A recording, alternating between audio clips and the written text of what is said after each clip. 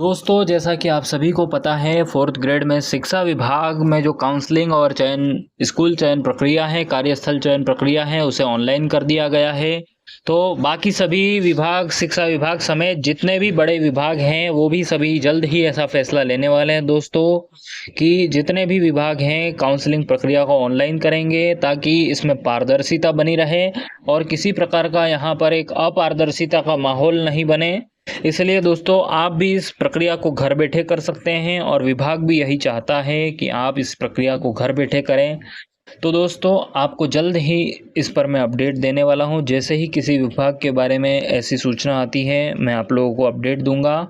शिक्षा विभाग की काउंसलिंग कैसे करें, इस पर मैंने वीडियो बना रखा है, आप उस वीडियो को यहाँ पर देख सकते हैं दोस्तों। जय हिंद।